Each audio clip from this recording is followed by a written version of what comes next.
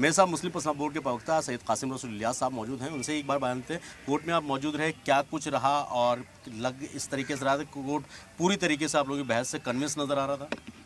देखिए, हमारे तरफ से जिन लोगों ने बहस की, कपिल सिब्बल साहब ने बहस की, धवन साहब ने बहस की, हुज़ैफ़ा साहब ने बहस की, सिंघवी साहब ने बहस की, तो बहस को कोर्ट ने सुना पूरी ताकत उसके साथ में, संजीदगी के साथ में। और जो मुद्दे उठाए गए हैं वो मुद्दे पर हमको ऐसा लगा कि कोर्ट का रुख भी बहुत वाज़ेह था, क्लियर था। मिसाल के तौर पे किन-किन पॉइंट्स पे किया गया था? मिसाल के तौर पे एक इशू जो सबसे ज़्यादा ज़ेर बहस आया वो है वक्फ बाय यूज़र का इशू।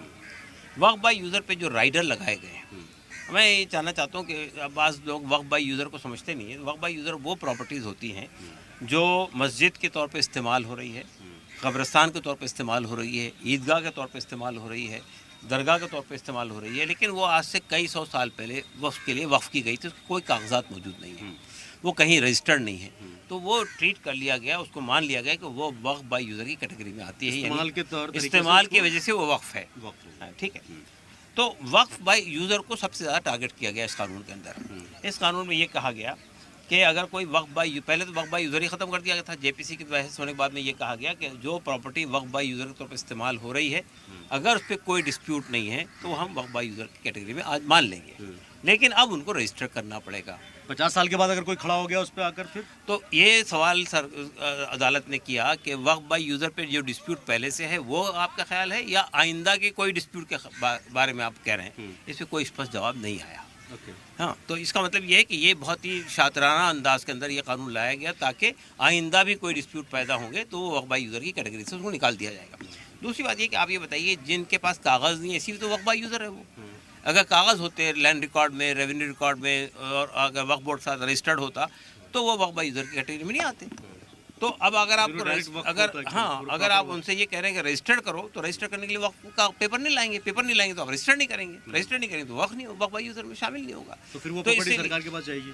नहीं, मतलब है कि ये इस पे कहाँ जाएगी ये तो बाद में तय होगा, लेकिन ये बहरहाल वक्फ बाय यूज़र की जो प्रॉपर्टीज़ हैं, अदालत में ये बात भी आई है कि तकरीबन 9 लाख के करीब ऐसी मस्जिदें हैं जिसमें से तकरीबन 4 या 5 लाख ऐसी मस्जिदें हैं जो वक्फ बाय यूज़र कैटेगरी में आती हैं। अगर वो सब चली जाएंगी, फिर इस कानून के अंदर एक और बड़ा प्रॉब्लमेटिक एक वो है कि उन्होंने ये कहा कि जो लोग आर्कियोलॉजिकल सर्वे ऑफ इंडिया के तहत प्रोटेक्टेड मॉन्यूमेंट्स हैं, वो प्रोटेक्टेड मॉन्यूमेंट्स अब वक्फ की प्रॉपर्टी के तौर पे तस्लीम नहीं किए जाएंगे। अब आप मुझे बताइए, जामा मस्जिद है दिल्ली की, ये आर्कियोलॉजिकल सर्वे ऑफ इंडिया के तहत प्रोटेक्टेड मॉन्यूमेंट है। अब अगर आप ये कहते हैं कि जो प्रोटेक्टेड मॉन्यूमेंट है वो वक्फ के तौर पे इस्तेमाल नहीं होंगे, तो वो गया आपके हाथ से, चाहे वो मस्जिद हो, दरगाह हो, चाहे कुछ भी हो। वो ये सवाल ही खड़ा किया जा रहा है ना कि अगर कोई प्रॉपर्टी ऐसी है जो आर्कियोलॉजिकल सर्वे ऑफ इंडिया उसको मेंटेन करता है, प्रोटेक्टेड प्रॉपर्टी है, तो वो अब आप वक्फ की प्रॉपर्टी के जो उसको प्रोविजन हासिल थे वो ख़त्म हो जाएंगे। तीसरी बात ये है कि इसमें ये सवाल खड़ा किया गया कि आपने जो वक्फ बोर्ड का कंपोजिशन बदला है कि उसमें 2 नॉन मुस्लिम किए हैं, तो ये दूसरे जो वो है इंडोमेंट है, हिंदू इंडोमेंट है, उसके लिए हिंदू होना शर्त है, सिख इंडोमेंट है, उसके लिए सिख होना शर्त है। तो यहाँ से ये क्यों आपने 2 ही लाए गए? तो ये कहा कि ट्रांसपेरेंसी लाने के लिए किया गया, फलां किया गया। तो ये पूछा गया कि सिर्फ 2 ही होंगे या उसके ज़्यादा भी हो सकते हैं? उनका नहीं, 2 ही होंगे। तो उनका कानून में तो ऐसी बात नहीं है। पहले तो कानून में स्पष्ट तौर पर लिखा हुआ था कि चाहे वो बार काउंसिल से आ रहा हो, चाहे वो पार्लियामेंट से आ रहा हो, चाहे वो असेंबली से आ रहा हो, चाहे वो ब्यूरोक्रेसी से आ रहा हो, उसके लिए मुसलमान होने की शर्त थी। आपने वो शर्त हटा दी। तो ये कहना कि सिर्फ 2 ही होंगे, तो उन्होंने कहा हम इस पर एफिडेविट दे सकते हैं, 2 ही होंगे। सरकार का मानना यही है कि हम 2 से ज़्यादा नहीं देंगे। लेकिन ये सब बातें हैं बोलने के लिए तक कि सरकार जब उसको इंटरप्रेट करना शुरू करेगी तो वो यही कहेगी कि इसमें हिंदुओं 2 के ऊपर 2 के बाद शर्त नहीं लगाई गई कि बाकी लोग हिंदू नहीं होंगे, हिंदू हो सकते हैं।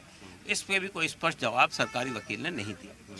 तीसरा इशू ये खड़ा हुआ कि जिन प्रॉपर्टी पे गवर्नमेंट का क्लेम है और वो अब ये कह रही है कि वो क्लेम ट्राइब्यूनल नहीं तय करेगा, वो डिस्प्यूट, वो उसके लिए पहले कलेक्टर की बात थी, अब डिजिग्नेटेड ऑफिसर की बात आ रही है। अब डिजिग्नेटेड ऑफिसर ये तय करेगा, तो डिजिग्नेटेड ऑफिसर गवर्नमेंट अपॉइंट करेगी, डिस्प्यूट भी गवर्नमेंट के साथ में है, तो फैसला किसके पास जाएगा आप अंदाजा लगा सकते हैं। तो ये इस पे भी कोई स्पष्ट तौर पे जवाब सरकारी वकील के पास नहीं था। तो ये कई ऐसे सवालात हैं जो आज बेंच ने भी उठाए हैं, हमारे वकीलों ने भी उठाए हैं, और उसका कोई जवाब अभी नहीं मिला है। तो उम्मीद यही है कि हम जो है आइंदा जो है कल सुनवाई है दोबारा, कल सुनवाई में ये सब मुद्दे उठेंगे दोबारा, और हमें उम्मीद है कि इस बार ऐसा लग रहा है कि शायद सुप्रीम कोर्ट, उम्मीद लग रही है आप लोगों को? इस हद तक तो लग रही है कि सुप्रीम कोर्ट बहुत क्लियरली सवालात पूछ रहा है। हमारा मुतालबा ये है कि देखिए ये पूरा कानून ही विवादित है, पूरा कानून ही डिस्प्यूटेड है, पूरा कानून ही मुसलमानों फाइनल मांग क्या है? मतलब इस कानून को हमारी रद्द करना फाइनल चाहिए मांग यही है कि कानून को रद्द होना चाहिए। क्या? रद्द होना चाहिए। बिल्कुल, ये जितने प्रोविजंस लाए गए हैं, कानून को लेकर जो प्रोविजंस लेके आए गए हैं उन पर चाहे मुस्लिम पसला बोर्ड हो या दूसरी मुस्लिम तंजीमें हों, वो लगातार इस कानून को ही पूरी तरीके से रद्द करने की मांग कर रही हैं।